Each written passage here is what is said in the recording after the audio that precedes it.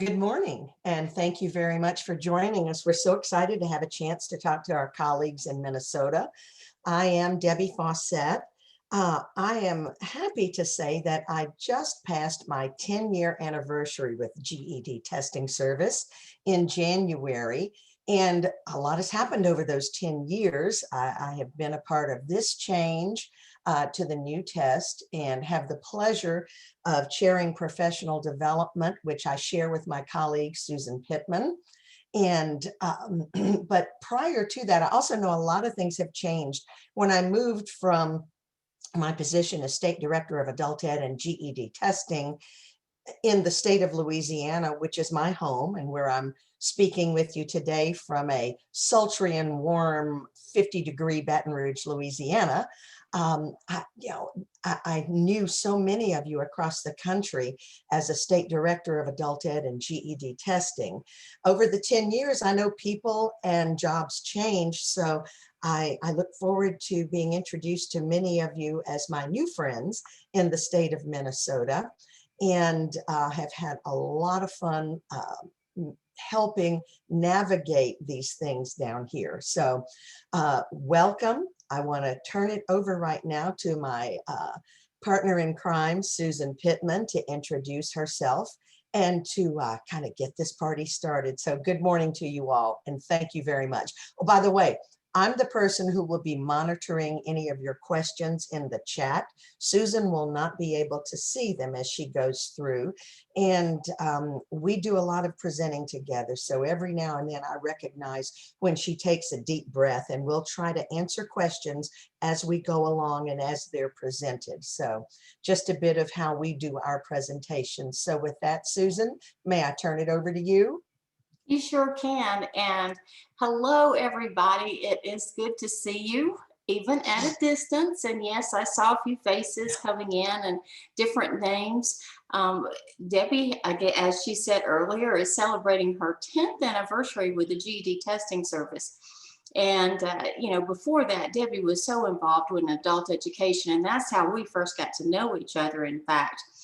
But I started out working in adult education as a teacher with one of those open entry, open exit, big labs with lots of students, lots of levels. And as I worked through, moved up to become eventually the manager of adult education for Palm Beach County schools in Florida. Now I am living in North Carolina in the mountains, and although Debi was bragging about her 50-degree heat, I would be real happy if we made it to 30 today. But that's okay. That's all right. But what I had an opportunity to do almost 20 years ago was do what I love the most, which is actually go back to a classroom. In that classroom this time, instead of having our GED students, it had our teachers, the people that I respect so much for everything that you do for your students and what you're trying to accomplish. And I noticed before we got started, one of the chats coming through about looking forward to having an opportunity to get your students back in, because it felt like some of them just felt like they were on hold. And hopefully today, as we go through and we talk about teaching in this new normal that we have, we'll share with you some techniques and some strategies, some ideas that hopefully will pull those students off of being on hold and get them more engaged, because there is so much out there for our students, especially if they can walk in with that credential in hand and those skills that they learn from us and working within our classrooms. So today, what we're going to do is we're going to talk a little bit about ways that we can help students feel more comfortable with remote or hybrid instruction. Around the country, it's interesting to see how, in so many places, all of us as teachers, we've had to kind of dig down and figure out, okay, how do I adjust things now to address the way I need to deliver instruction, because I can't just pick up what I was doing in a classroom and just move it right on over to remote and think all is going to work well. There's so many different challenges that are out there. So we are going to explore ways that your instruction when you're looking from a remote standpoint really has to be different than face-to-face, and we'll talk about why. We're going to explore some ways to keep our students engaged in remote instruction. Of course, always when Debbie and I, one of the first things that we start talking about when we're planning for any workshop or session like this is, do we have some new resources? Are there some things that we can help bring awareness to? And some you may find, oh, I'd like to do that. Some you may say, oh, I'm already using that. So we'll keep that in mind, as well as kind of wrap up at the end looking at some GEDTS resources that we want to make sure that we're always using as we go through. So I think this is really it. How do we become, that teacher who can engage and retain these students when we're this person coming, in many cases, through the cell phone? Because for a lot of our students, the smartphone is the technology that they have. There are others who do have maybe have a laptop or something, a tablet of some kind, maybe a Chromebook. But as we look at that, they're competing with their children who are also in many cases doing remote instruction. So how does everybody in the family have an opportunity to do this? And especially in so many of our families where they're at an income disadvantage, they have multiple other issues that are going on. So we're going to take on that challenge, just as we've all been taking that on now for almost a year as we're working through. So we're going to start just thinking in terms of how we really prepare for remote instruction. And as I said, you can't just pick up what you were doing and plop it down in a virtual environment, because there's a different way that all of us interact from that. So it begins with, it's all in the planning. It's about setting a schedule. It's about deciding, what are you going to teach and how are you going to teach it? And then, Lord knows, you don't have books to send out to everybody. So how do you find resources that are necessary to teach what you've determined is the most important things that are out there?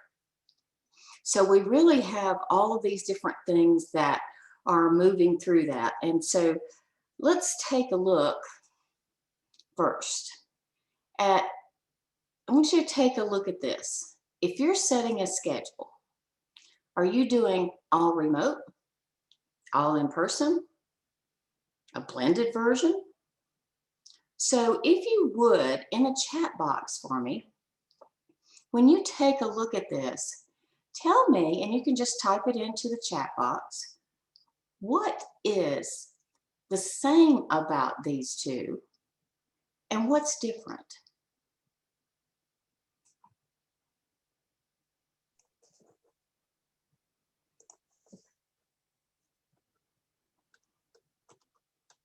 So what's the same? And just share your thoughts when in the chat box.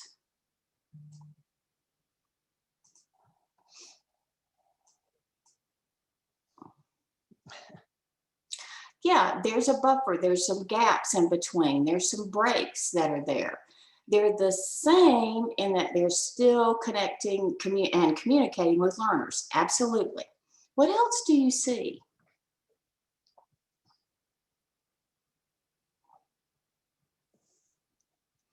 So Cynthia brings out a good point. Hers is the same because she's been doing a lot of one-on-one. So there are more sessions that are shorter in length. And and you're absolutely right, Rita. Some are the same because they never know who's going to show up when you come through, when you're looking at this. But you really have to look first at your timing. And if we take a look at the remote instruction, you notice I've backed off. This Zoom class it's math, but where we may have set, you know, a time frame from 9 to 11 when they were face to face with us and we did all these different things, we can't do that anymore. We need to have something that is shorter and easier to work through, because think about the different barriers. Elizabeth, you're absolutely right. And those technology skills that are there. We've got another comment, when remote, more visual is possible. Absolutely. So there's a lot of different things. But what we've done, and we would have done maybe some of the same types of things in our face-to-face, but now we set aside some practice sessions. And when we're taking a look at all of this, whether you're using something like Google Classroom, maybe you're looking at Aztec, GED Academy, Essential Ed, Burlington English, you may be doing any number of different LMS, learning management system software, or you may be doing something along the lines of a Google Classroom or other type of virtual classroom. But you need to be able to move and have a little break between what you've done in class, in the Zoom class, and then what you're going to do within your practice session. Now notice I've got in here a Google Meet. That could be any number of different things that you set aside, but a time, what we found more and more with a lot of the teachers that we're talking to, is they need an opportunity to meet with their students one-on-one, so that they can, again, go through and have some time, just like you would have some time maybe in a classroom, but they need a little bit of time where they can maybe talk or explain something in more detail or find out what's going on. Another thing that we often find is kind of a group tutoring where it's optional. Students don't have to be, all students don't have to be there, but maybe you're focusing on a specific skill. And that specific skill, you know, you've brought together those students who are still struggling in that area. Then if we had the luxury of a full day, we could look at having a Zoom class in the afternoon and follow that up with something from social and emotional learning. I don't want you to think in terms of you're having to pack an entire day, because everybody's schedules are very different. You know what works within yours. But what I want you to think about is I want you to think in terms of the types of activities that you can do within a given session. So maybe your system is set up in such a way that you've got a block of time. Maybe you've got from 9 to 11:30, and you're going to try to figure out, okay, that's 2.5 hours. I can't just put them all in a Zoom class and think that I'm going to hold on to them for that length of time. So how do I set up something within that that's going to break it down? So maybe I'm going to conduct that Zoom class, and in that, I'm going to do multiple things. I'm going to introduce a new skill. Maybe I'll talk through it. I'll model the skill or the concept. I can use my whiteboard off of Zoom. Maybe I found a great video that students can watch. And then we can come back and we can talk about what we saw and go back again and work with the different things that were included in that. Model more. But I want to make sure that I'm providing alternatives for students. I want to make sure that my practice session, when I set those up, that I'm using the best and the things that students are responding to greatly. I don't know about any of you, but I know in some states I'm finding that IXL is working extremely well in those areas where, you know, technology is truly limited.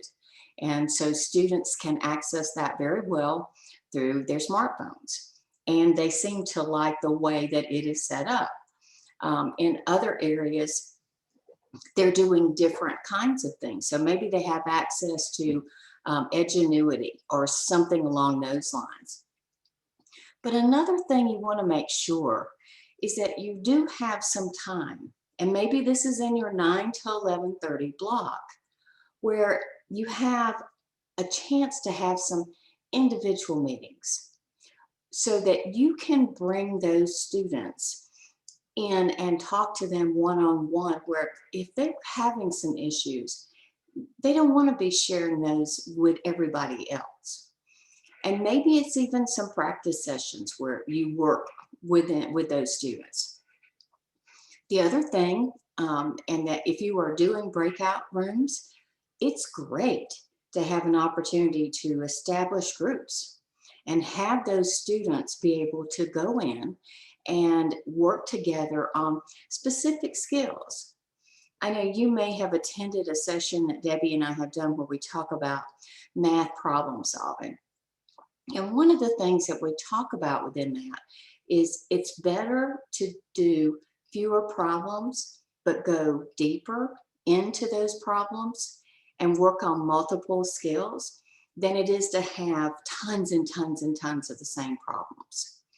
So setting aside time can make a big difference. And always, if you can, and we're going to talk more about this as we go through the session this morning, try to make some time for social emotional learning. Right now, we have a lot of students who very much are struggling. And it's that, they're on hold. And they're on hold in so many things. They're on hold with what's happening with their job. They're on hold with when can they get their kids back in school. Everything seems to be on hold. And this is a lot of trauma for a lot of our students who are out there. So see if there's some way that you can incorporate more into the whole area of mindfulness and we talk about having compassion for others, but having a sense of their own self-compassion and how they deal with stress.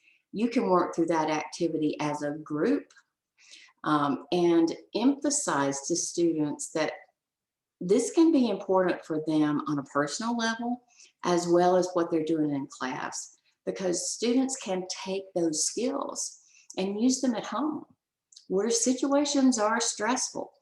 The more we can do to give our students not just the academic support, but some of that emotional support as well, the better off that we're going to be as we go through. Because if I look back to my face-to-face schedule, I got longer class times allotted.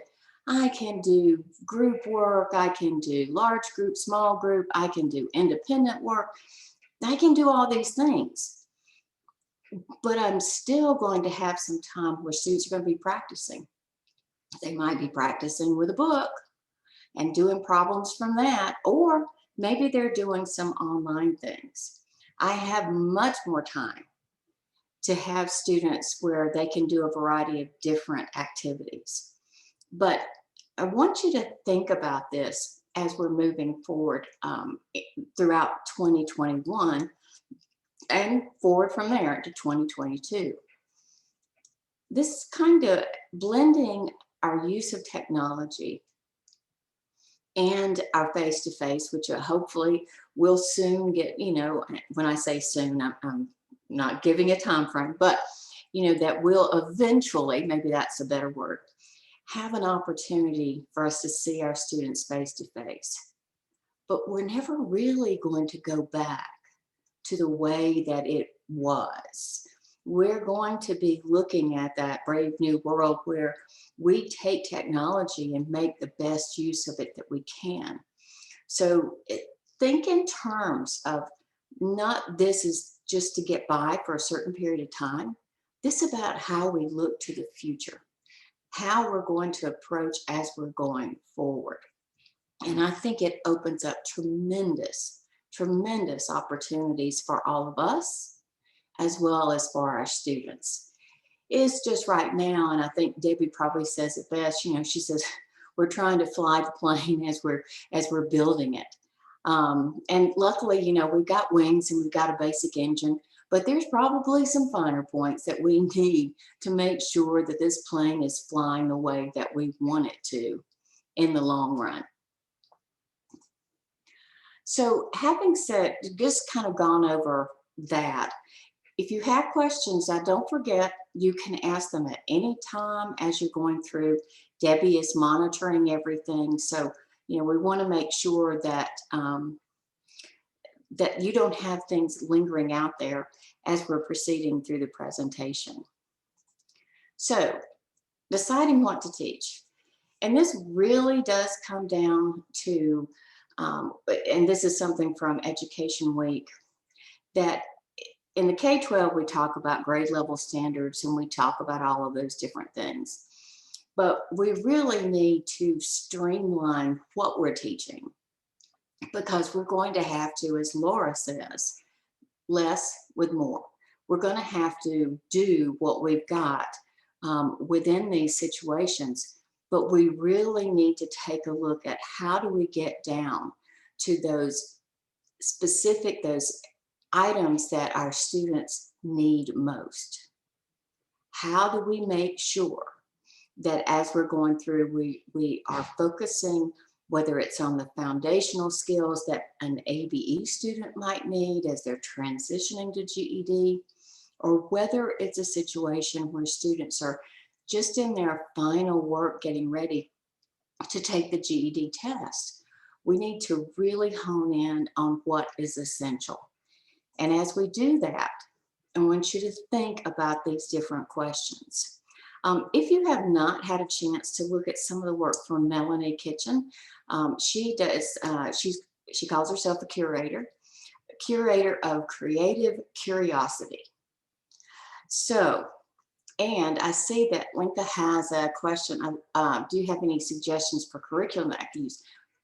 Linka, do we have something for you? Because yes, we are going specifically and talking about some resources and activities that you can use for social emotional learning. Thank you so much for that. So let's think about our curriculum within the class. What's essential?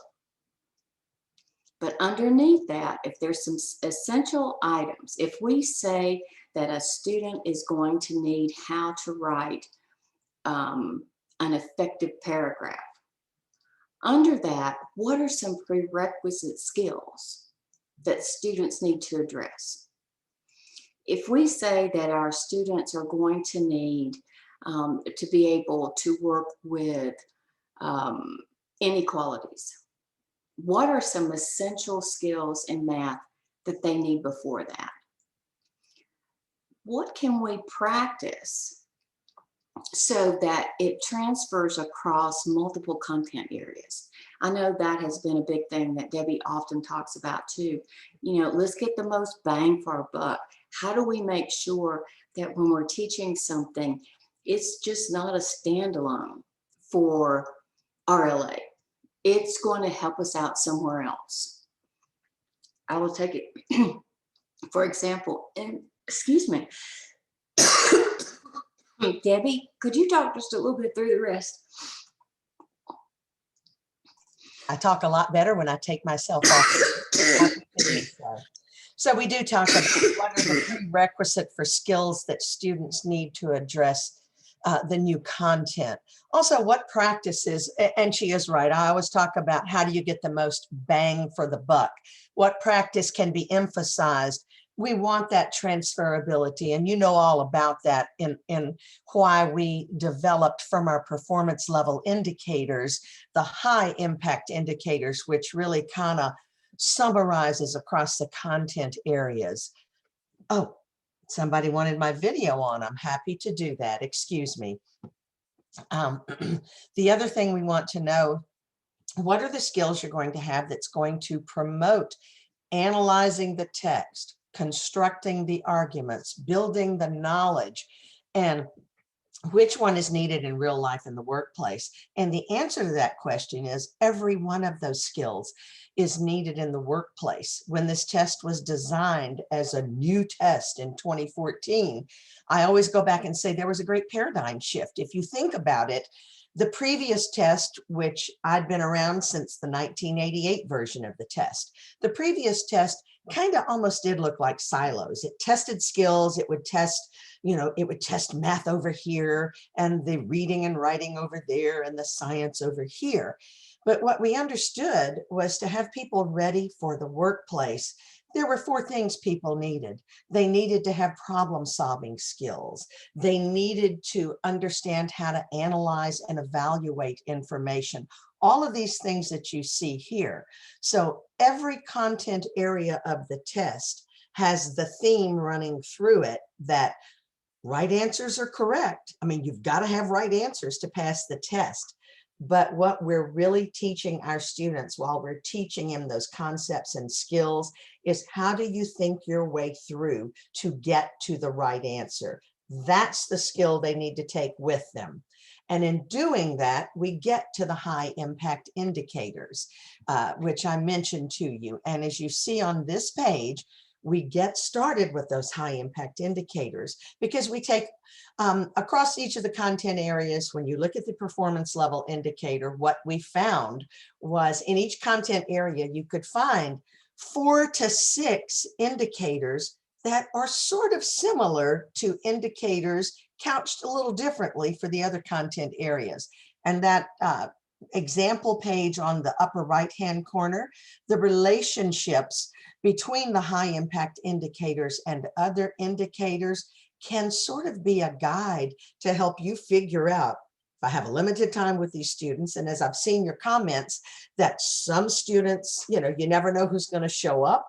Well, to get the most bang for the buck, start with these and teach everything you possibly can so that if they don't show up in the next week, you've hit the best bang for the buck you could get out of your program. Susan, if you're ready to pick back up, I'm happy to keep rolling. You just let me know. Sure, I'll pick back up. Right. So, Debbie was talking about just how widely applicable these skills actually are. And we're going to dig down into that by looking at specifically at one of these different things that's included in here. So if we take a look, first of all, you've got to determine how are you going to deliver the instruction? Is it going to be all here? Is there going to be a little bit of this here? Is this going to be kind of a combination of different things that are included out there? Because that is going to make a difference as you move through. So here's your first question. Where do you use sequencing skills in your daily life? Not teaching it, in daily life.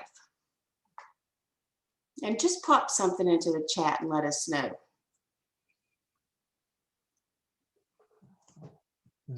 Okay, Kathleen says scheduling. Somebody else. Jeremy says cooking, chores. Laura, planning for the week. Meal planning. Penny, yes. What order to run the errands in. And Jason, figuring out the scheduling with our 3 daughters and their many lessons. Teresa, love it. Hi, I'm abstract random, so not often enough. Planning your classes. You think about all of those different things. That's all sequencing. So as we're going through, wouldn't you say that sequencing is more than just learning in a story what happened first, next, last? Oh, and Christine, love it, making a grocery list. Husband likes to do things in order of where they are in the grocery store. Oh, I love that. Actually, I really like your husband because that's the way I like to do things as well. My husband, on the other hand, he will roam around different places. Oh, this looks good. Oh, that looks good. So yes, all of those different things. So let's think about this. Here's a high impact indicator. Order sequence of events. or events in text. Okay, that's the simple one. You know, we're going to put things in order. Boom, boom, boom, boom, boom. But if we look right next to it, we talk about identify the chronological structure of historical narrative. It's still a sequence, but our students, they're not recognizing it because, oh no, we've got chronological structure. Must be a new skill. No, not really. It's just that we're going to look at things in a timeline. So sometimes from our student standpoint, they feel like these different skills are just all disconnected in some way. I got a sequence for here. I got to put this chronology together here. I got a reason from data over here. I got to make a prediction. All of those different areas. Debbie? Yes. Yes, ma'am, I'm back on. So what does sequencing do for you, and what it does for our students when we talk about transferability? Number one, it's going to help you use a structured approach to determine the next steps, and your students have to learn that skill. They're going to have to slow down so that they can engage with the details in order to know how they're presented. So it does force them to slow down and engage with what they're reading, what the text that they're looking in. The other thing sequencing is going to do for the students, it does expose them to the discipline of interacting with text. And that is so critical, not just watching the words go across the line, and some of them have difficulty even with that, or using visual images on the page, but they can use those images to help them understand how the ideas are supported by text structures. And text structures are so important. So if they're going to sequence across content areas, here's the other way we like to tie it in. Think about how you use it in each one of the content areas. We've discussed RLA. It's a little different in social studies, but one of the major themes, although we don't need to know the date that the first shot was fired in the American Revolution, but we really have to have some kind of chronological idea about the flow of history. And so we're sequencing when we're talking about historical events and the sequences of steps in a process. How does a bill make it through Congress? Well, that's sequencing. Simple things. In science, how are they ever going to do two of the things you know they're going to be tested on? And that is, how can they set up an experimental design if they don't understand the sequence of events? So how are they going to reason from data or evidence to get to a conclusion? And in mathematics, think about a word problem, or how do they look at an equation? They've got to search for and recognize relevant data in a pathway to a solution. So all of those things are still sequencing. So if they get the idea in RLA, you don't have to spend quite as much time teaching that skill when you get to some of these other content areas. And I'm sure many of you are well along in there. This next slide, text structure. I mean, students don't think about text is written in different ways for different purposes, but that's really important to them. But when you tell them, how long does it take you to find out in People magazine what Kim Kardashian is doing versus how long does it take you to read the possible effects of a prescription you picked up, they get that that's a very different type of writing. And it requires a very different type of focus when they are looking at that in sequencing. So it's really important that they understand things are written in different ways, text structure. So take a look at this particular chart. And Susan, would you like to work through these, or would you like me to do these? Well, at this point, what I want to show you is I want you to think in terms of helping students understand that these are sequences. For example, now there's only one in here that says sequence and it says steps. But if you have cause and effect, those are happening in a specific order. If you have different effects coming out of different causes, there's an order to that. Same thing with a problem and a solution, even a description. So as we look at these things, what we need our students to do is understand text structure plays a huge role in helping them understand text. Now, the other thing it does is that as you go through here, you find all these signal words. And yes, Laura, I'll make sure that we post this chart into the folder for you, so you have a copy of that as well, because it's an excellent thing to share with students so they have the words and it can help them understand what they're looking at. But just seeing this chart's not enough. What you got to do, you got to put it into action. So, all right, I'm doing a Zoom class. And I've gone through and I've talked about sequencing and how they can use it in different ways. And we've started talking about text structure. So what do I want students to do? Well, Newsela has a whole section of text that deal with text structure. So I go in and I can pull what I want from Newsela, and I can pull that article, assign it to students. They can read it, come back the next day and talk about what was the structure of that text. And what did you learn? I didn't know there was an Australian stinging tree, but there really is. So if I take a look at that and I realize, well, okay, so I can't just print a copy and give it to my students. I got to go back and they're going to be doing this, but maybe I need to make sure that they are using the app. That's one of the great things about Newsela. It is available through the Apple Store. You can get it as a downloadable through Google Play. So students can read the text. They're still seeing all of the different pictures that are here. There's so many different things that students can do with this on a phone.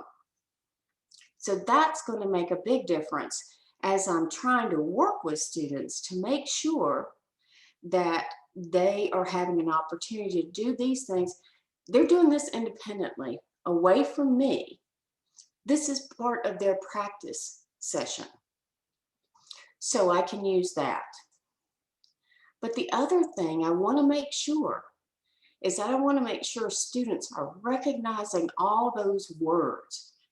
Words. That's one of the things we're always working with our students, is to expand that vocabulary. Help them understand the vocabulary that tells them about different texts that they're reading and how that really helps them be able to predict what may happen next. Now, so I can introduce ideas through an expository text. I can have them look at those different common texts. I can show examples. I can bring different things in and show them. I can have students find the signal words that are within those texts. They can look at topic sentences and see, does this give me a clue about what's going to happen in this text? And then I can even have them model some of that writing for you. So there's so many different things. And don't forget graphic organizers. So students can learn how to do those. That comes in handy later on when students are having to go through and read two texts, write an extended response. All of this is building skills. So our little sequencing skill that we started with has now become something much, much bigger. Okay, but I got to organize data, because if I'm going through, my students have to have graphic literacy skills. And what we've kind of found over time is that while our students have become pretty good at looking at line graphs, bar graphs, even at pie charts, they have a lot of difficulty organizing data. How do I start?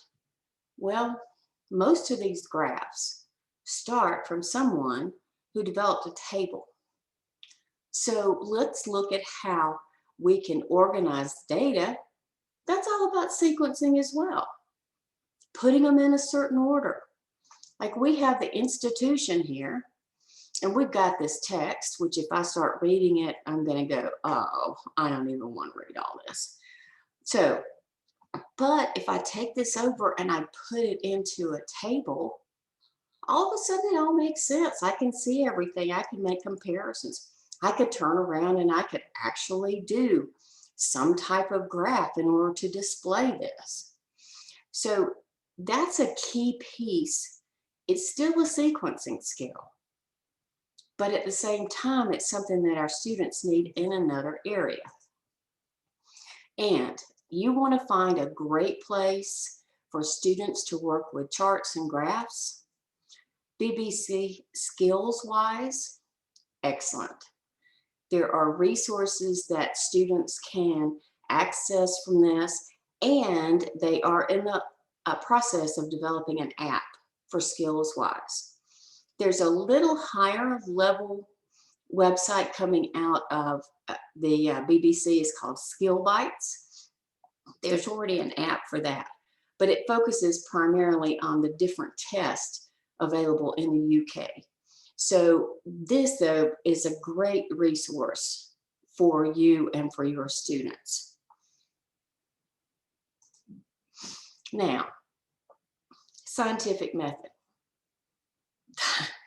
If there's ever been a sequence, that's really it. And this is where our students in science, they really need to know how this process works. They need to understand the different components, because a question may be there that asks them to determine whether or not a certain hypothesis is appropriate based on the information that they've been given. Okay, they may have to actually select which one is the best, which one is appropriate based on the information given.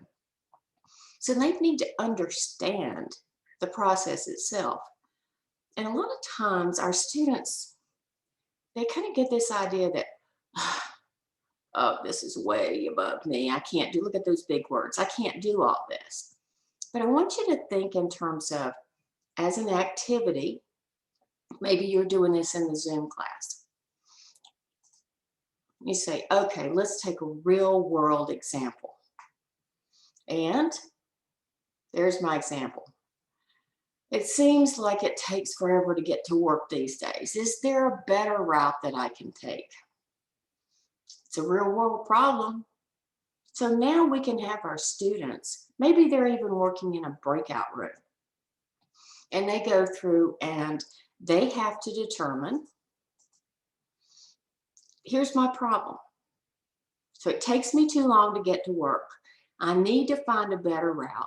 I'm looking at the map. I know that there are many different routes to get there. Okay, so here's your task. Over in the chat box, I want you to write me an hypothesis that you could use based on that observation and problems. What could you hypothesize as a way to solve this problem?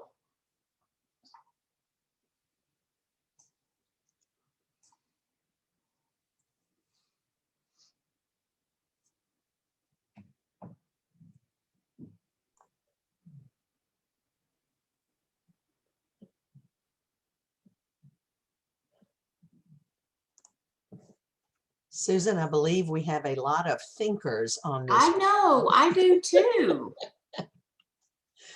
Don't worry, it's not a pass-fail question. That's right. So thank you, Penny.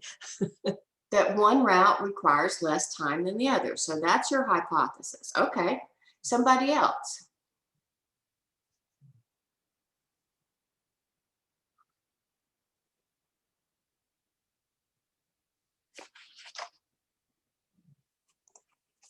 The route with fewer stoplights is quicker. Okay. Elizabeth, I should take the route that is the shortest distance so I use the least gas. Or I got another one here. Yeah. A certain route is faster than all others. And then Laura comes back, well, which route has the least amount of traffic? See, you're all coming up with great ideas in working with this. So our students come through and they say, if I use this route, I will arrive at work more quickly. Okay, that's basically what you were saying. Identify a route between home and work that will take less time. Rita, you bring up a good point, but another route is prettier.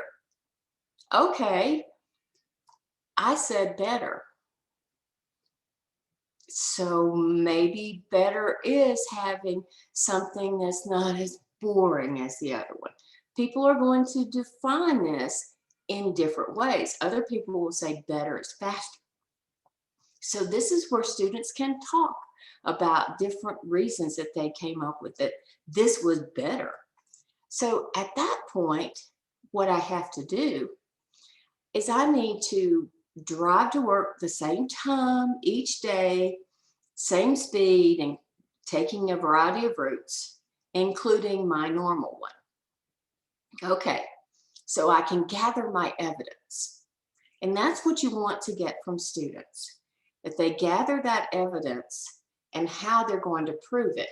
And in Rita's case, we'd have to look at, okay, how is she going to determine the most scenic route, the prettier route? Is it the one that doesn't have all the industrial buildings? Does it have, does it go by a lake? You know, she's going to have to make some decisions along those ways, but she's going to gather her evidence. And then she looks at the different times. So she's gathered all of her data and she finds that this route X is faster than the original route that I took and for any of its alternatives. So now she's drawn her conclusion. X is the best route. And I may need to test it a few times just to make sure, depending on traffic, how it works. But at the same time, I've gone through a process. This is something that your students can do working together. And look, they have another sequence and it's real world. And in the meantime, they've learned something about the scientific method. Another thing to help them as they're moving through class. Now, you want some really interesting things? You can go out and visit the site where they have interactive simulations for science and math. There are tons of them that you could show to students, share that video with students in all of these different areas so that they can begin to get that scientific knowledge that we want them to have. And you have, within the PowerPoint, you have all of these links that are there. And just look at the different examples that are included here. Physics, we want students to understand work, energy, and power. And all of these different things have something in common. There's generally a sequence that something follows. Now, one other thing I'll point out here is that they also in the site have math concepts, math applications, all very much workable for all of our students. And now this one is one of those that actually does have a cost. It's 99 cents. This is the phone app that goes along with this.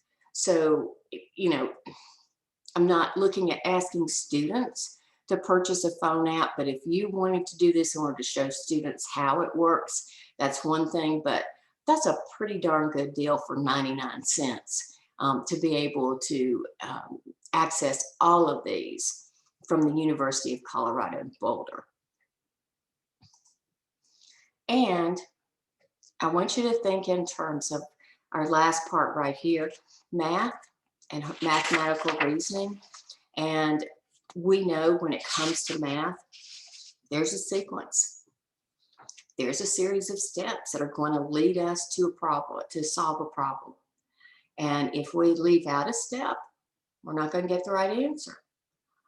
We also know there's a point where you have to start that particular problem.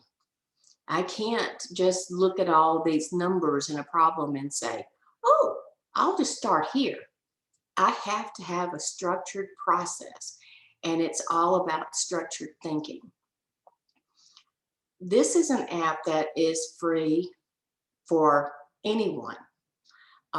You can access it. The Florida Literacy Coalition worked in conjunction with Crowd Ed Learning in order to develop an app that basically sits there, and these are just examples of the different types of videos that are accessible through these different apps.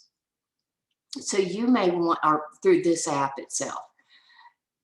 I mean, they've even made it nice and easy for us because they've given us a PDF file that is shareable. You know, you can fill it in and you can have it for different students as they're going through and do their process. So, you know, keep that in mind as you're going through, because they have the actual site itself. And if somebody can let me make sure that this is sharing properly. We're still seeing that same slide, Susan. Yeah. Okay, then let me stop one thing and I'll come back over to it. Because we will come back to this particular one in just a minute. This is what it looks like at this point, the video math prep for GED. And you can access it. You can scan with a camera to access the app. You can do it full screen. Like I said, all free. And it has a tremendous selection of different videos that are included there. So these are just some of the things that we can all do as we're working with students. And this is why when we started out, Debbie and I were talking about the importance of being able to go through and take a specific skill and use that skill as the basis for what we're building, and that we build around that. And we're fortunate enough to have had the GED testing service do the research so that we know where students are stumbling. So I want you to keep that in mind as you're going through, because I think that can make a huge difference as we're working through. So let me ask if there are any questions. Cynthia, yes, you're right. It is amazing how many adults don't know the problem-solving steps. And then if they actually follow them, it's like magic to so many of them. And Sherry, thank you for the comment about the Sims. They are absolutely fantastic. So you may, think in terms of how you can best use them, show them to students as they're going through. Any other questions, comments, concerns? Okay, well, that having been said, what we're going to do is, before we get started into another area of focus, which really is going to be around our whole process of SEL, then what we would like to do is we're going to take a break. But first, Debbie, do you want to answer the question about current research?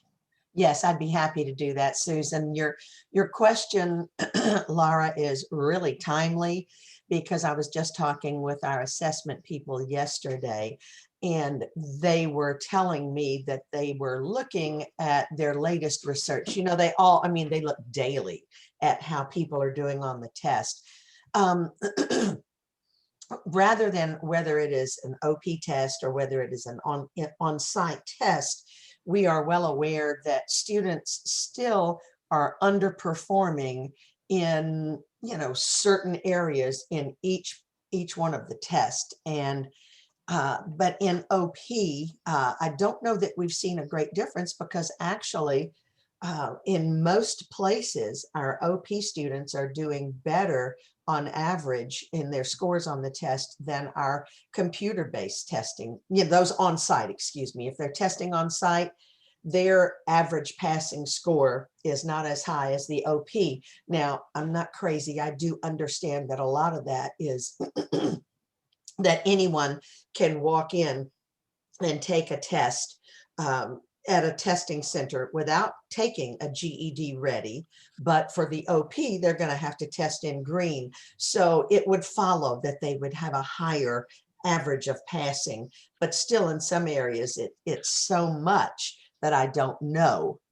You know, that is what a few teachers have indicated. I didn't know it was universal. Okay, happy to see that. We've done current research on the types of questions. We do know which ones they're underperforming, and we're actually going to be working with our assessment group.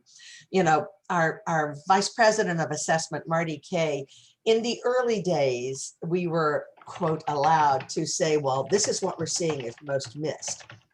What we know is that although we don't use most missed items, we do know there are certain trends that over the years, our students have changed, the people taking the test have changed, but we still see them underperforming in certain areas. So I think before this, in the next few months, you're going to see Susan and me working with our assessment people to kind of refresh and bring that back to you. Let's see, I'm going to answer this one, that we should do some research asking about the impact of testing at home versus a testing center. Less anxiety.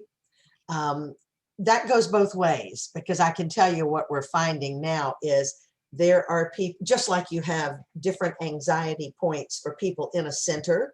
And the best example of that is those that want to see the clock on the screen to see how much time they have left. And those, I'm a person, don't show me the clock, I'm going to get it done. I find myself watching the clock. Those are the things we have to look at. So we think that by having an option between the online test and the privacy of your home versus going to a center provides options to people with different types of anxiety. Online in your home better suits a lot of people. In, you know, in a center, testing helps other people. So we do need to take a close look at that. And I do know that's something that's on the drawing board. I think by the summer, Marty will feel he's got enough information, because we'll be close to 1 year's worth of data. And I know they'll always tell me that even a year isn't enough. They'd like to look at 18 months out, but they certainly know the trends by now that we could probably be discussing later, a few months down the road, certainly in some of our Tuesdays for Teachers sessions. So Susan, did that kind of cover that? Okay, that sounds really good. What we are going to do, and this is not to cut off any questions or anything like that, because we will make sure we cover all these, but we know too that everybody's been having a chance to drink coffee and needs to walk around and take a little break. This is another part of it. You just can't sit here for 2 hours. So we're going to do we're going to do a 10-minute break. Yep. And we will be back with you, and we'll pull into our next part of this presentation. So enjoy your break. Okay.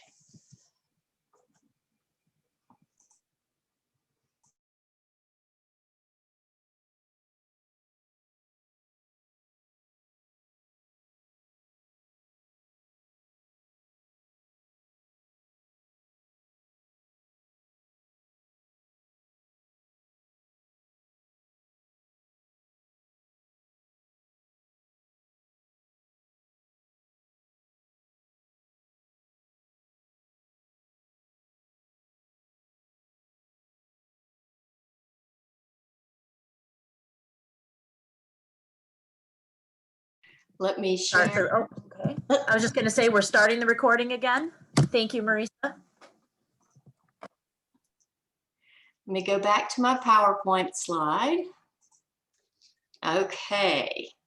So I felt like we needed like balloons coming out or, bells and whistles and all of that as I was watching this final countdown. It's like, woo, it's New Year's or whatever. So anyway, let's talk a little bit about just a few more things, and we want to make sure we get to all the questions as well. So, And Susan, we will come back to those, but I want to talk to you about a couple of different things. Susan, First of all, Susan, uh-huh. do you mind if I answer a couple of quick questions? Because I Go think right ahead. That'll be fine. yeah, and I know you're not seeing the chat box, so you didn't know I'd put a note in there, so my apologies. But we had a question just at the end, and Penny, it's an excellent question. Your friend was correct, and I want a chance to address it, that when we identify a question that students are underperforming on, we do not assume it's a deficit in the student skills any more than we assume it's a deficit in what someone is teaching them. But we do, the psychometricians do very often, everything is reviewed for bias and clarity. And there are items that are pulled that even because they could find no bias, the clarity was there. But if students something is there and they're just not getting it, I had this discussion with the psychometrician yesterday. She said, sometimes it drives us crazy. We know it's a valid question, but you can't leave questions in there that consistently are causing issues. And so they are pulled. So I want you to understand that our research group is very thorough. And when I say our psychometricians look daily at test scores, test anomalies, and things like that, it is a part of the process. So I hope that answers or allays some of your fears. The other one that came up much earlier, somebody asked about why is there no reduced retake fee on OP as there is on an in-person testing facility. And there are a couple of reasons for that. And, in all honesty, one of them is a purely business response, because I can tell you that it is far more costly to deliver the OP than to deliver the in-person test. But we did not want to add insult to injury when we were putting out this test. People needed this test to go to. We could not see putting two different price points on that test. So that's why the OP test is given at the same price point that the in-person test is. And for that reason, we just did not make a reduction, for price point difference to go with that retake. But the flip side of that is there are very few retakes that have to be done because they have to score in the green level. So to take the OP, so we see very few retakes that occur on OP testing. So that may not be the answer you want to hear, but we're going to tell you this is why it is the way that it is. And so if you have any other questions, I'll watch and be monitoring the chat while Susan moves forward. Susan? Okay, sounds good. So we're going to talk about a couple of different things here as we get started and then move on into SEL. But, as we're looking at, being in a virtual environment, two things are essential: community building and then also digital competency. And so, there's some things that you want to take a look at it. And it's a little harder to build a sense of community when you're not sitting in the same room, or you have a lot of students, some of whom will not share their screens, and so you're not necessarily seeing faces. But that's okay, because as they become more comfortable, you may find that they will open up more. And that's just part of the process that we're using. So a couple of different things here. The 9 tips for teaching online. I just want to point out just a couple of these. If you can create some permanent breakout groups, it is fantastic, because those students working together, even though I know some students show up one day and don't the next, but if they can work in some small groups and really get to know each other, that helps a lot, because we know how those connections can make a difference. Another one that you want to do is think in terms of, back when we were talking about scheduling, If you're going to do a mini lesson, look at how you can keep it down to like 20 minutes. So, you know, we know that students start to, quote, check out after too long. And so whether you use a breakout session or give them time to reflect before you move on to others, you know, insert some little activities in between those mini lessons. That can make a big difference in the end. The other thing, make sure that students know what the end goal is. What is it that you're going to focus on in that session, why you're doing it, what they're going to gain from it. And not just, oh, this is to deal with a question on the GED test, but what they may actually be able to learn from that they can transfer into other areas. We have so many parents now engaged in our programs, and a good bit of what they're learning can be transferred over to help their children. And anytime you can make that connection where this is going to help their family, so much the better as you're going through that. And also use that chat as much as you can, because that makes a difference as well in getting them engaged. And sometimes, just like we were doing when Debbie was talking about, we got some thinkers in here. Sometimes, you know, it's just that we have to wait on those responses to come in as students process what you're asking them to do and have an opportunity to share that back out.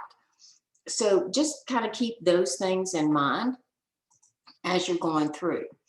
The other thing, as you are working with your virtual classroom, take the time at that point maybe to teach a new skill. Maybe you're doing something where you're going to show them a video. And they want to learn how to access these things as well. So maybe you teach them a little mini lesson into the other lesson that's really about how to do that, how to access that information. And they can have some opportunities to practice those, maybe offline. They can come back and they can share something that they did. The other thing is, if you have an opportunity, please make sure that you include some time in there to talk about internet safety and also about being able to access information that's correct, because we have so much, it's so easy to find misinformation. We want to help students be able to sort out the good from the bad, from the ugly. So there's some things along those lines that we want to do as well as we're moving through. Jennifer Calderon, she's actually an assistant principal, and she does some things at the opening of school. It's a whole getting to know you slide deck, and she calls them stations. But basically what they do is within these different stations, they learn how to do some of the key technology skills, where maybe they use word art to post a favorite quote, or maybe they pull a picture in so that they can share that. You know, now Zoom has such capabilities to use virtual backgrounds. That's a great place in order to do something like that. So, you know, she's gone through, and actually these are the different things that she uses within her program itself, just to get students involved in using technology, maybe in ways that they haven't done so before. But we need to also, and this goes back to what we were talking about earlier, we need to do more than academic at this point. And so social and emotional learning is something that when you have trauma-induced students who have been through the situations that many of them have, not just now, but in their backgrounds, you want to be aware of that. And we're not going to talk about all the different things involved in this, but we will take a quick look at a couple of different things that you can start with. So I want you to think about this. And if you would, how about posting your answer into the chat for me? If you were to ask students the following question, what is their most common response? If I were to say to students in your Zoom class, so how do you feel today? What's going to be their most common response?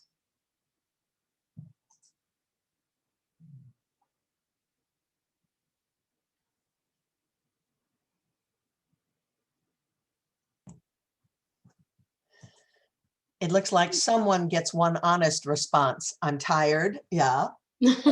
But everything else goes right along with what I would expect you to see, Susan. So you're going to hear the words, okay, I'm fine. All right. You're not going to get a lot of real understanding of what they're doing. So we want to look at two areas of concern, self-awareness and self-management. And one of the problems that students have is they don't always have the words to put with what they're really feeling. And we want to be able to address that because it impacts their self-perception, their self-confidence, and even their belief that they can actually succeed at something. So we want to be conscious of that. And we want to help them understand their own strengths and weaknesses and see how their behavior influences others. And these two things are things that can make a huge difference, not just with the group with which you're working, but then when they take that back out and take it home and take it into the community, to have a better understanding. Because emotions matter, whether it's your ability to pay attention, whether it's the ability to remember things. You know, how many times have we taught students sometimes the same thing over and over because they're not really, it's not that they can't learn it, it's that there's so many other things that are happening that they're processing those. It has a difference in terms of their health, their well-being, how they're going to perform in the classroom, and it does impact relationships around across the board. So there's this thing called ruler approach, where you learn to recognize emotions in yourself and in others. And you understand the causes and the consequences of those emotions. But I think one of the things at this point that's most important for our students is really being able to label those emotions accurately.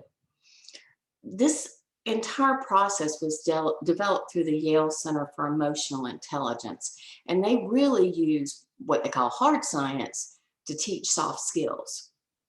So this can be a great benefit to you as you're moving through. So if I were to post this for my students after they told me, oh, I'm feeling fine. Well, how are you defining fine? This is a mood meter. And this mood meter, I'm sure you've seen charts like this before, but it looks at your energy level going up and down, and then across, it looks at the pleasantness that you feel. So if I'm really up today, which I am, I can feel inspired. I may feel motivated in what I'm doing. If I'm really down, maybe it's just been a miserable day. And I can see where my energy is down. Doing anything is just not a pleasant thing. It really isn't. But what we want students to begin to do is be able to identify on the board, where are they, to get behind and past that fine or that okay. That way we can begin to judge where students are and what's going to happen in terms of their ability to really interact with others and be able to pay attention to the things that we're trying to teach them. So in your you have an entire PowerPoint that has that mood meter in it. And what I would recommend is that you give students a chart. You can do this, electronically. If you're using a Google Classroom, you can just post it there and students can get a copy of the chart. Explain how it works. Give them examples. Show the body language that people have at different areas. But begin to help students identify and label their emotions. Eventually, you can help them also use that same chart in working with their students to look at in the family, what's the emotions that are going on. But what you want to do each day when you start your Zoom class is to, first thing out, check their moods. You can even do it multiple different times just to get a feel for where students are. And have them keep a mood journal. This morning when I came to class, I felt fantastic. Halfway through, I feel worn out. I just can't grasp it. I'm getting frustrated. But so they understand where things are happening and why. What was associated with that made you feel frustrated? Maybe you just couldn't, identify the evidence in a text. And as much as you tried, you just weren't getting that. So we want to do that so they begin to see things. And keep in mind, this is another one where they're going to expand their vocabulary so they can better articulate how they feel. And you can better understand where they are and where they're coming from. Now, you can have a chart. Maybe you put it in your Google Classroom. There is an app. Of course, there's an app for that. The mood meter, the thing about the mood meter is that it continues on, and once you've charted where you are for that point in time, it says, do you want to change your mood? And then it gives you some ideas of what you could do to do that. That's another piece that's included there. And you could even start with something as simple as this before you introduce them to the greater chart itself. So when you look in that upper right quadrant, that you're seeing that happy and up energy. So that's some areas that you can do. Because there are different dimensions. If you have an opportunity, I really recommend from Edutopia, there's a going beyond your how are you feeling, and it's all about how we connect. And that's the other thing we want to do is get that sense of community that's here. Is how you begin to engage. Those are all important aspects of first understanding where we are and how we're feeling beyond okay. So I want you to think about this because this all plays into it. Have you ever had an occasion where you left the grocery store, you headed home, all of a sudden you turn into your driveway and you're going, how did I get here? Well, I have. And it always kind of snaps me into thinking, Susan, you need to be paying better attention.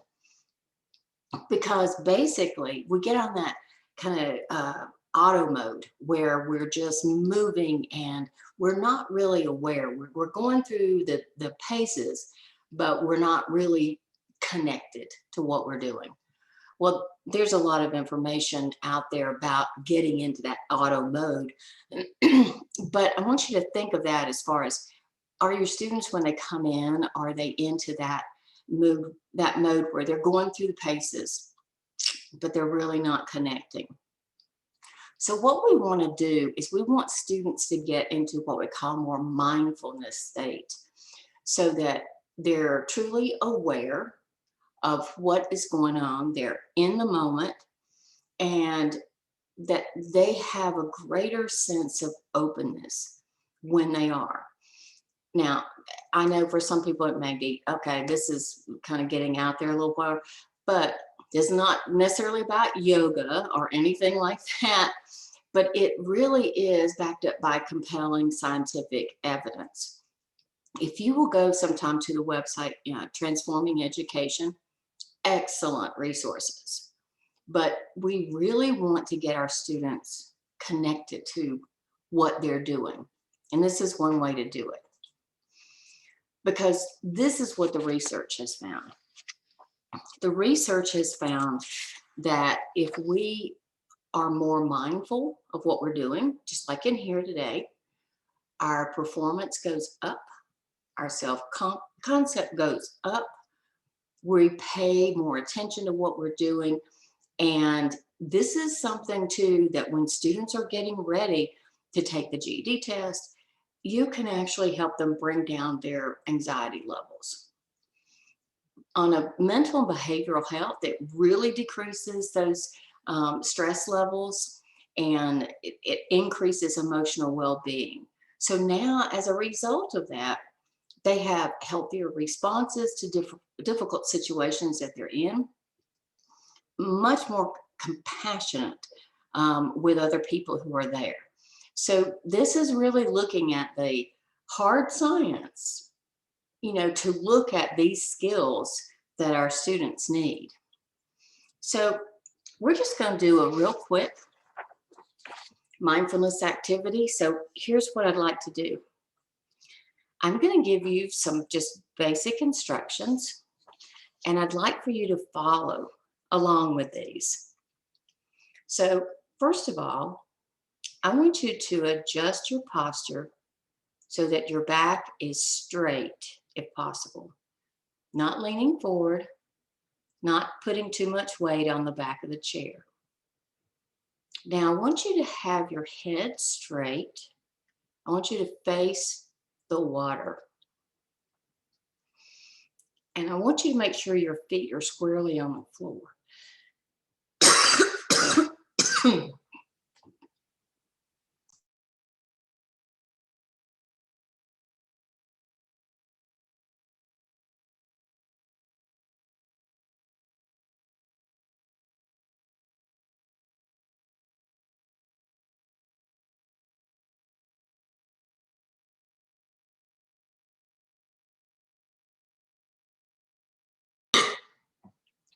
I want you to close your eyes,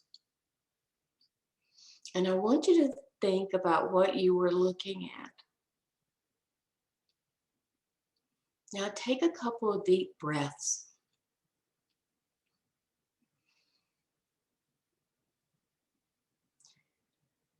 Quiet your mind.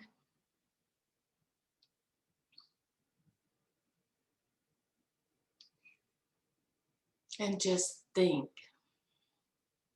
about the water, the rippling water.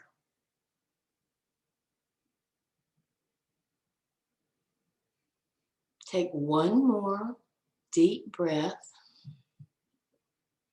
Exhale. And gaze back at the water.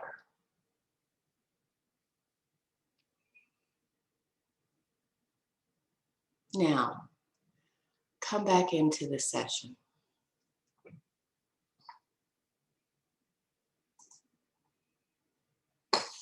Now I'd like to know in the chat box, just how did that 90 seconds make you feel?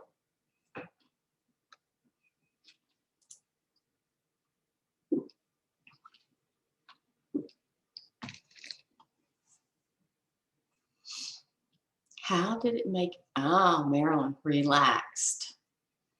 Mary, same way. Matt, I think you said it may be best of all, re-centered. Think in terms of just doing something that simple with students. And Teresa, relax, the top of my head started tingling. This is something, again, 3 minutes, 90 seconds. You don't have to take a long period of time. But I want you to think about doing that within your Zoom class. And your students may giggle at some point and think, oh, what are we doing? She lost her mind. But I think as you work with this and you put this in as a routine for students, you're going to find that it does make a difference. And this is something that students can then use at home with their kids. So when you've got a kid who's upset, get them to recenter, focus in on what they're doing. You don't have to talk after I would talk them through maybe the first time, but after that, get them a chance to just listen to some quiet music. I think about how we opened this session. It's great to have them doing something along those lines. That's really experiencing mindfulness. And from that, we can take students and we can move them into something like contemplative writing. I'm a believer that our students need to just write, and they need to not worry about, is my comma in the right place? They need to let ideas flow forward. So after you do something like this, maybe you have them do contemplative writing. It's just free writing, but it really does have a purpose. And if you check out from Berkeley, they have an entire section on this, but you can have students choose their own question. Like, what do I care most about right now? Or you can give them something that's open-ended and choose your favorite movie and consider how you might rewrite the ending. Or maybe you're going to give them an ethical dilemma and let them write about that. So those are all different types of things that our students can write about. And if you look on the Berkeley site, you're going to find a lot more prompts than just what we have here. But again, it's about getting students to a point where they're seeing that they can convey ideas. And as they do so, they don't have to have the fear of the mechanics. We'll get to the mechanics later on. But right now, and in a situation like this, you want to be able to let them get those emotions out as they're moving through. So they also give you some contemplative writing, some steps in the process. What you do before, during, maybe you play soft music in the background. These are all things that students, you can do as part of a Zoom class, but it's taking students out of that push for different types of activities and learning these different skills into something that really allows them to express themselves. Now, this is not something they have to share with you. They may choose to. They may want you to see it, but it's not something that they have to. This is personal and for them. Because what the world needs right now for a lot of our students is empathy. And so we want to make sure that our students have that opportunity. And so sometimes maybe we don't always have the words for it. So we can do some things, and this particular one here is just sentence starters to speak with more empathy. These are all things that can help us reset ourselves, but also help our students reset as well. And so before we go, I just want to before we turn completely over to questions, there's just a few resources that I want to talk about. There is a survival kit from 3P Learning, and it's on hybrid teaching. It's wonderful, and you can download it for free from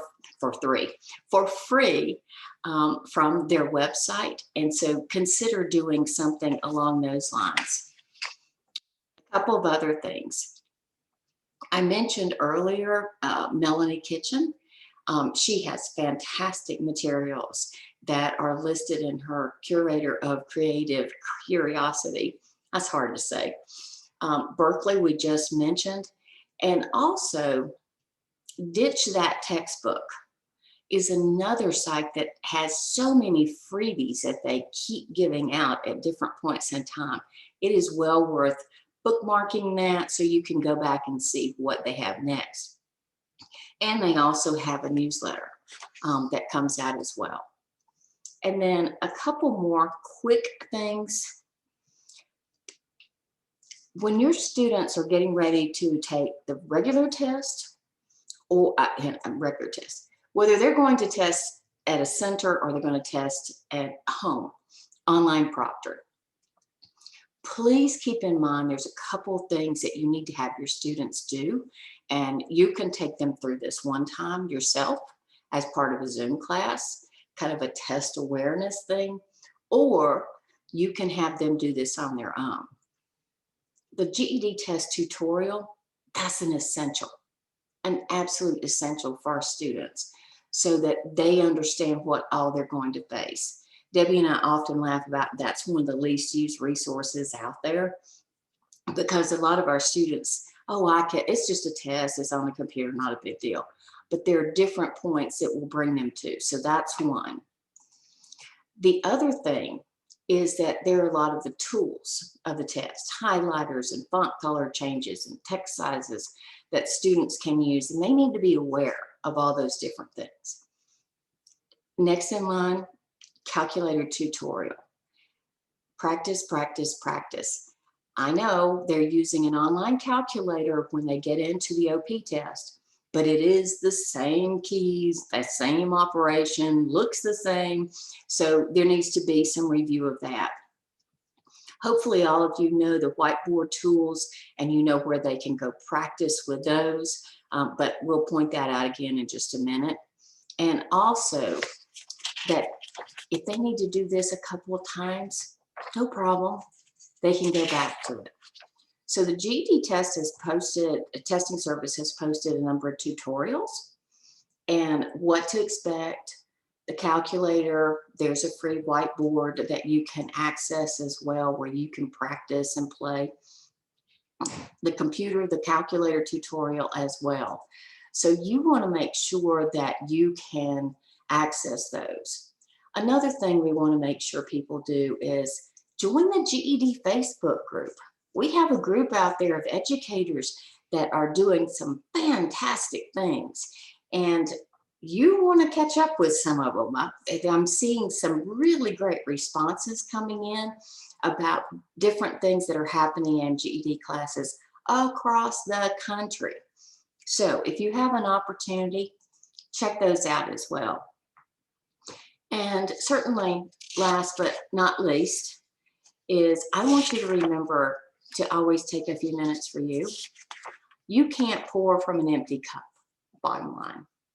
So whether you begin to put some of those social emotional learning pieces in there, do some of them for yourself, because you're the key in all of this to helping our students, not just stay on hold, but actually to start moving forward. So if you need a chance, sometimes we all need to just breathe, do something different. Do some contemplative writing of your own. I think you may find it is a really good exercise for you.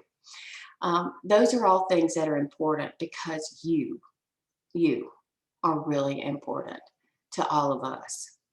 So having said that, I'm going to see if we have some questions that are out there. Debbie, if you could pull back up. I'm here. Wonderful. Let's see what we have sitting out there at this point that we may want to take a look at.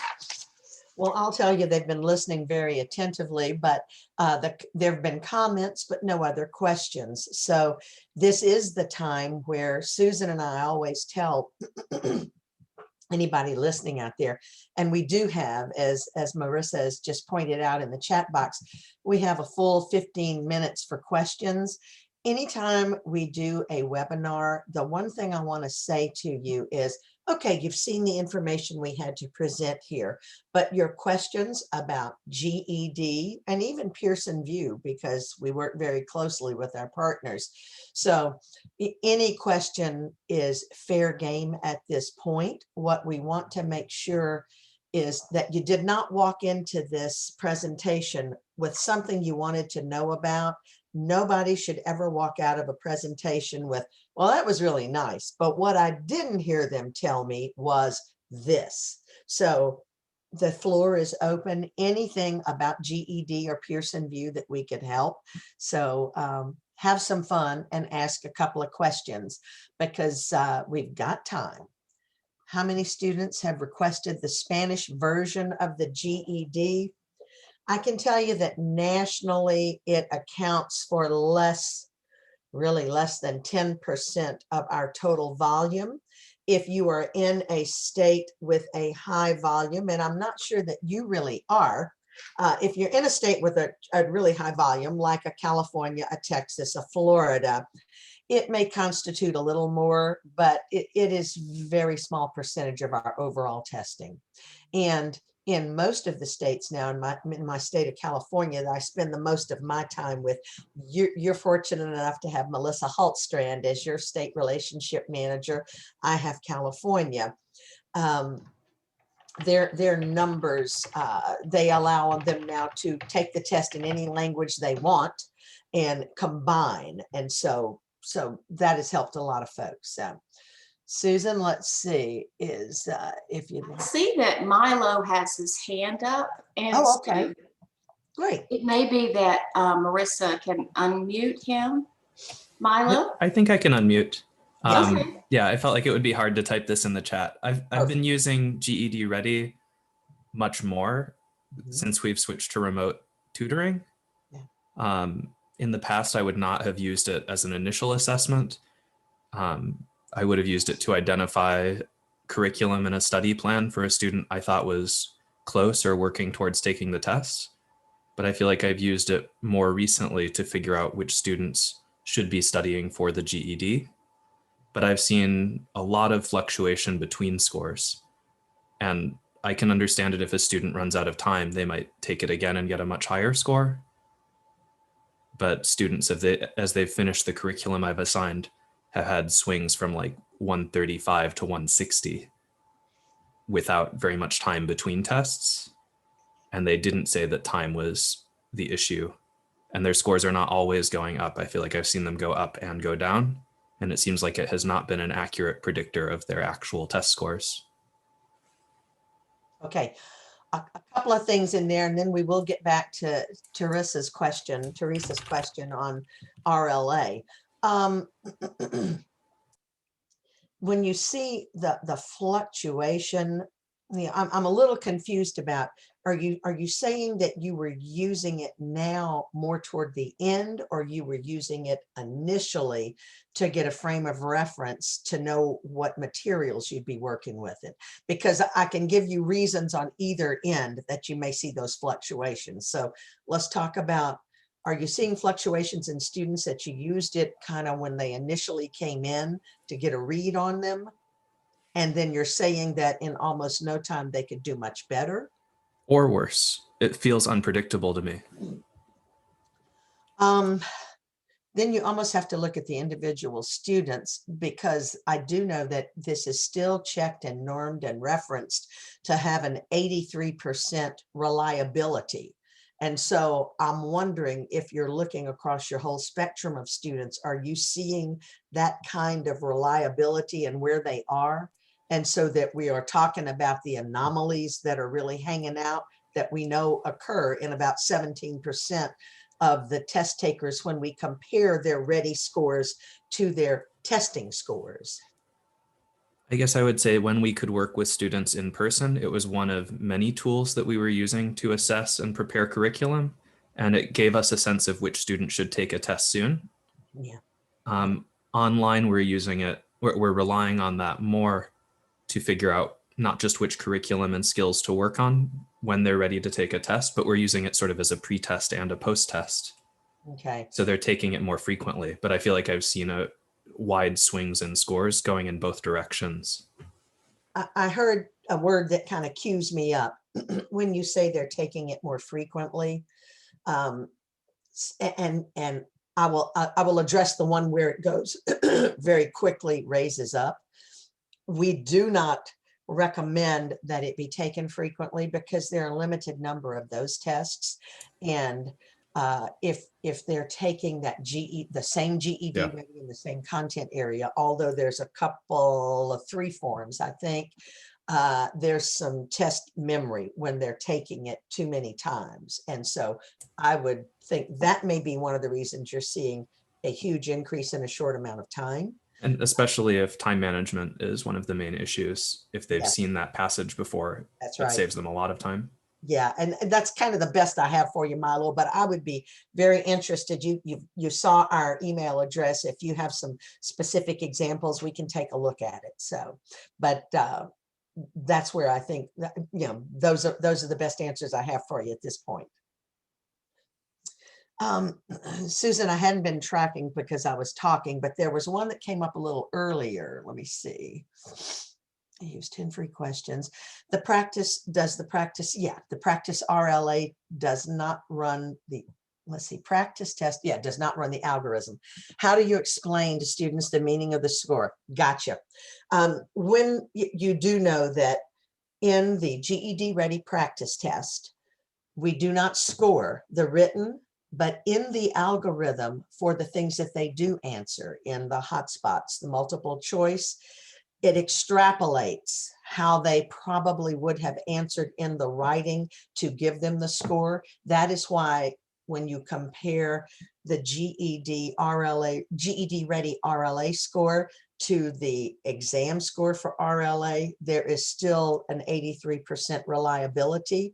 It's because the algorithm extrapolates based on the Q&A, the multiple choice and so forth, what their predicted answer scoring would have been in the written part.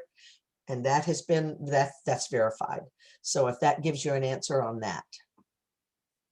Teresa, I don't know if that takes care of it. Is the structure of the RLA the same with multiple choice essay and the grammar questions at the end? Yes, it is. You know, in the first part, it's the organization. The second part is the writing exercise, and then the closing kind of gets into, I think it's a mixture throughout though. I can't really say that it's one at the beginning and one at the end. All I can tell you is, you know, the written part is in the middle. Susan, have I missed any questions as I was talking? Let's see. How do you explain to students the meaning of the score without the essay score factored in? And this comes into the practice, the GED Ready RLA. Oh, okay. I think that's, I hope I just explained that to you, that two points here. The algorithm does extrapolate how a student would have done on the writing. And so when they're seeing the score, it's there. The other thing is, please keep in mind that that extended response on the practice test in RLA was always intended to be a teaching tool and a guide for teachers. We've spent a lot of time talking about how you as the educator, the expectation was that you would be looking at their written response and helping them score and follow through and test that. If that didn't answer, email me and I'll try to give you a more direct answer to that issue. And then we have another one. How many points does a student actually get from the essay portion of the test? Susan, if you want to take that one, because that's in your wheelhouse with all that you do on the scoring. Actually, it is not points. It Yes. really is a percentage of the test. And so the essay portion represents about 20% of the total score. Okay. Now, people will say, oh, well, then that means that we can take that students don't even have to worry about writing. Technically, that's true, but however, so forth and so on, is that the skills that students need on the other portions of the test, they're incorporated into that essay. So while you're teaching students, you know, grammar, organization, as they're writing, they're using those very same skills. So I highly recommend it, along with the fact that when our students leave us, there's a whole world out there. And a part of that world is the workplace. And so, you know, they need to be working on those types of things. And also think in terms of how if a student did, okay, I'm not talking about they went off the top with their essay, but they did okay with it. I sure would not want to miss out on the points or the percentage that they would gain as a result of that, because it would make their scores go higher. So try not to think in terms of points unless you can look at the rubric and you can see how they evaluate, but it's not adding in points to the final test. That's what you need to keep in mind. And one other thing, asking about the points question, Susan, I do want to go back. You're right, it's about 20% of the test score, but this may be somebody who was actually looking at the extended response scoring. 0, 1, 2. 0, 1, 2. So you might want to talk briefly about that. Okay, so when the test is, when the essay is scored, students will either earn a 0, a 1, or a 2. The 2 represents the very highest level of writing, and that is what we think of students that are really college ready. And so, one thing I'd recommend is if you go to the GED Testing Service website, there are really a lot of resource materials that are there. And students, if I were you, I would take a look at their full descriptions. But basically, students can earn a maximum of 2 points on each of 3 different indicators. And so what they could in turn earn would be 6, but it's multiplied by 2 because it's a high value question. So technically, if you start looking from that point value system, they can earn as many as 12 points. But we really want to look at it in terms of the quality of writing, because that's what those points do. They talk about the quality of writing, but then they don't add in 12 points to their raw score. So there's a difference there in how you look at it. Penny is asking a question that's making me wonder if I've missed something, but she thinks that the extended, she thought she heard at a conference that the extended response was moved to the end of the test. But I truly thought, and you all probably know better than I do, I truly thought there was an opening period of questioning, then the extended response 45 minutes was in the middle, and then they close with some more of the multiple choice hotspot type of things. So if I'm wrong about you're making me wonder what I've been thinking all along. So if anybody else has an answer, I'm open, but I can tell you the test doesn't vary from state to state. We don't do it one way in one state and one way in another. So I will look at that again. Well, and then we have Teresa who says, my recent RLA taker said it was in the middle. Yeah, I do believe it's in the middle. So, and historically in the last 6 years of the test, I don't know if we had it at the end and then we made a change. I don't remember that, but I know right now it's in the middle. Okay. And I love the reports, and I'm just amazed too. That Christine made the comment, wow, lots of amazing practitioner research happening out there, that you're looking at, how does that response go back and from the ready test to the operational test, how does it, track? Is it really doing well? And it looks like it's pretty good predictor as we're going through here. So good job. Susan, I know we have about 1 minute left, and I see one other question that I really want to make sure we answer. And it is not true that the extended response must be a minimum of 300 words in order to be graded. A long time ago, teachers were nutso that we had to give them a frame of reference for how much writing a student had to do. We never wanted to do that because we didn't want them counting words, but they demanded it and we provided, okay, 300 to 500 words would probably be enough, but it doesn't have to be a minimum, okay? And I think keep in mind one thing, yes, that a paragraph is not going to cut it. Yeah. So the machine will score it, but it's going to give it up. Yeah. Pick that 0 for doing that. And one last thing from Laura, it's not so much about the typing errors. What we really come down to when all is said and done with the extended response is students don't respond to the prompt. That's the issue.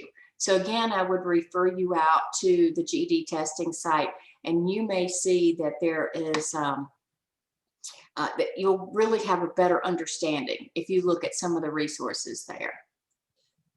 Last thing we're going to answer, and then we will be sensitive to your time requirements. The question I will tell you, Rita, you're asking, is there any data about ESL student scores on the extended response compared to native English speakers? Historically, any part of the test, our Spanish test takers score lower on almost every part of the test. So it's not a matter of just the extended response. And I don't think it's due to any bias, because I can tell you that although we have an automated scoring engine for our English extended response, our Spanish tests, the extended response, are still scored by bilingual human scorers. So with that happy note, I want to thank Susan for carrying the most of the pail of water on this. I want to thank the team at Atlas for inviting us. We've had a wonderful time. I hope we get a chance to share time with you again. You have our email addresses. And now, Susan, you give our final close, and we're going to let our hosts make the absolute final remarks. Thank you. Well, you know, this is always one of those things where you have people and you almost feel like coming through the computer. Is it done yet? Is it done yet? And here we are still going, and everybody's got all these great questions and everything else. Thank you for being with us today. Marissa, Christine, thank you so much for inviting us in. Anytime we get a chance to share with everybody, we love it. And we do so appreciate having had the opportunity, and for all of your support throughout this. So thank you so much. Thank you. I'm going to stop. Thank